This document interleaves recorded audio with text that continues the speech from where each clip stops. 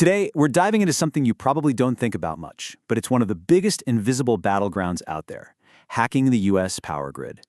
I mean, look at this. It's so easy to just take it for granted, right? This massive, complex web of lines and towers, it's basically the circulatory system for our entire society. It literally powers everything we do. So here's the scary part. What happens when the off switch for all of that becomes a weapon? A weapon that someone can flip from thousands of miles away. That's exactly what we're going to unpack. Okay, so to really get the threat here, you first have to understand just how hooked we are on this system. And it's really not an exaggeration to say everything runs on electricity. You know, in the US, there are 16 sectors that are considered critical to the economy. We're talking finance, healthcare, communications, you name it. And every single one of them depends completely on the power grid. It's like the foundation that all the other foundations are built on. And that right there, that total dependence, is exactly what makes the grid such a tempting target. So where are the weak spots? Let's take a look. See, the big problem is that a cyber attack on the power grid isn't just about the lights going out. All these systems, energy, finance, transportation, even space, they're all linked together. So if one goes down, it can start a chain reaction, a real domino effect that could honestly cripple the whole country. And here's the core of the issue. Our grid is this weird, complex mix of old and new. You've got these ancient industrial controls that were built to last forever, but they were never ever designed with cybersecurity in mind. They weren't even supposed to be connected to the internet. And then, on the other hand, we're adding millions of new smart gadgets, which is great for efficiency, but every single one is a new digital doorway an attacker could potentially walk through. And when I say the number of those doors is exploding, I mean it. Just look at this number: 380 gigawatts. That's how much new energy from things like solar panels and wind turbines we're expected to add by 2025. And you have to remember, each one of those is another potential entry point. It's massively expanding what security experts call the attack surface. So who's actually doing this, and how would they even pull off an attack like this? Let's get into it. So you're basically looking at two main types of adversaries. On one hand, you've got state-sponsored groups, like China's Volt Typhoon. They're playing the long game, looking for geopolitical leverage. It's not always about causing chaos right now. Then, you've got these really sophisticated criminal gangs. They're all about the money. They'll hit a power company with ransomware and then use that cash to fund their next, even bigger operation. And this quote right here, it really gets to the heart of the state-sponsored threat.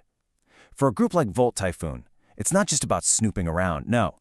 It's about getting inside the system, learning how it works, and then planting code that just sits there, waiting.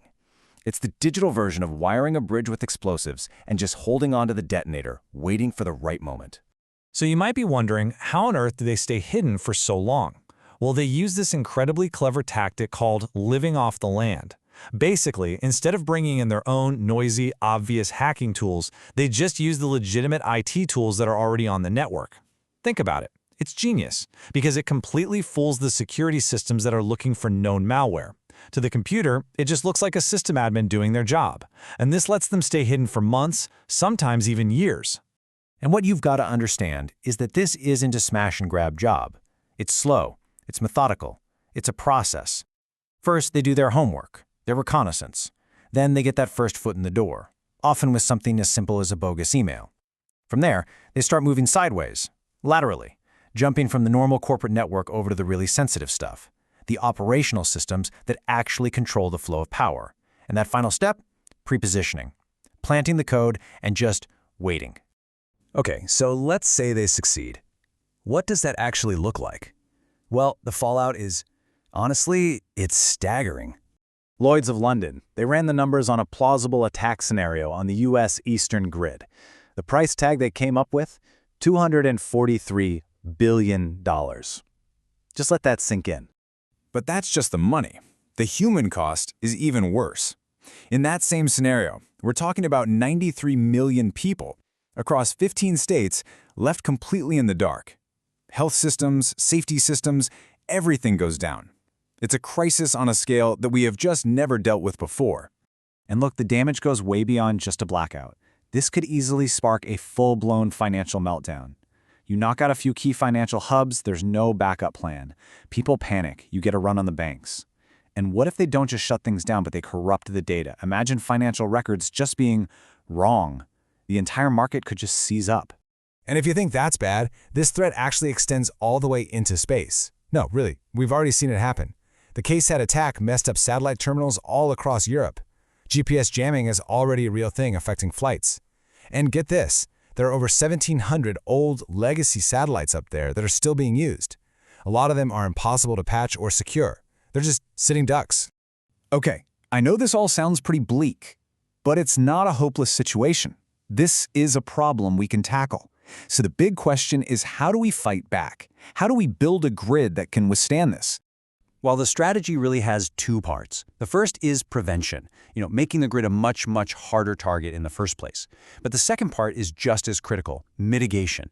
That means you have to accept that you'll never have 100% perfect defense. So you have to build a system that's resilient, one that can take a punch and get right back on its feet fast.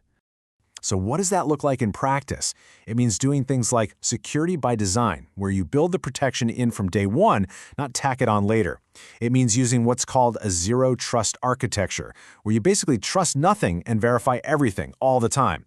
It's about industry-wide teamwork, like with Sheltered Harbor, which helps protect financial data, and maybe most importantly, it means making sure you always have a manual override, a lesson they learned the hard way during the grid attacks in Ukraine.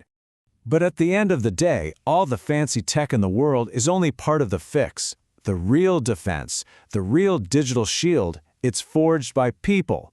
It's about experts in government and private companies actually talking to each other, sharing what they know, and working together to build a culture where security is everyone's job.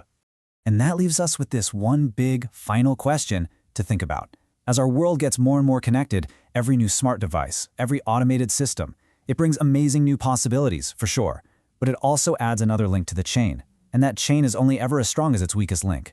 So the real challenge for us is this: are we building a smarter grid, or are we just building a more fragile one?